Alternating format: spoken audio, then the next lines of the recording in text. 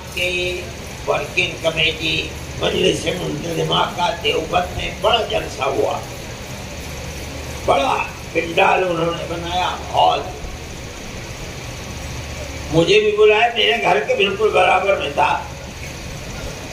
کہا کہ آؤ تم، میں نے کہا بہت اچھا، مجھ سے کہہ لے کہ بولو، میں بولا اور میں نے یہ کہا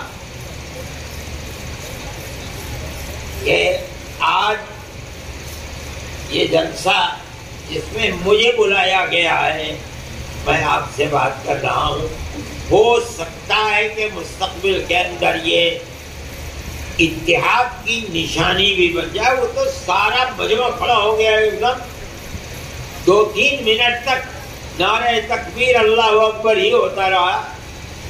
تو میں نے مولانا محمود صاحب سے کہا کہ میری اس تجویز کو آپ کے 100% لوگوں نے کس طرح اس کا استقبال کیا تھا، اس کا مطلب یہ ہے کہ آپ کی جمعیت کے تمام ارکان جو چال الگ ہوں گے سب یہ چاہتے ہیں کہ اتحاد ہو جائے، اتنے متحد ہونا چاہیے۔ خاموش ہو گئے۔ پھر میں نے کہا کہ اچھا جو آپ کہہ رہے ہیں مجھے اس کو تحریری طریقے پر دے دو۔ بہرحال یہ سب کچھ ہوا، لیکن ان کی طرف سے معذرت ہو گئی۔ میں یہ بات کہہ رہا ہوں کہ آپ یہ نہ سمجھیں کہ ہماری طرف سے اس میں کوئی کوتاہی ہے۔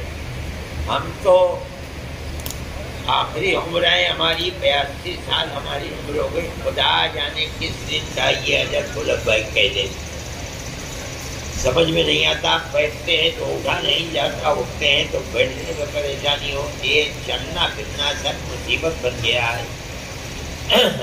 ہم یہ چاہتے ہیں دل و جان سے کہ مستقبل کے اندر ایسی راہ ہو کہ جس میں اتحاد کی صورت آ جائے۔ ان کے سامنے کیا مشکلات ہیں، ہمیں یہ حق نہیں ہے کہ ہم مشکلات کے سلسلے میں ان سے پوچھیں، لیکن بہرحال بات یہ ہے کہ میرا دامن پاک ہے بالکل۔ میں یہ بھی کہتا ہوں، میں نے یہ بات پرسوں کہی ہے کہ بھئی اگر یہ رکاوٹ ہے کہ آپ مجھے یہ کہیں کہ ہم صدر بنیں، میرے بخدا کہتا ہوں تیار ہوں، آپ بنیے، جماعت کو ایک کر لیجئے۔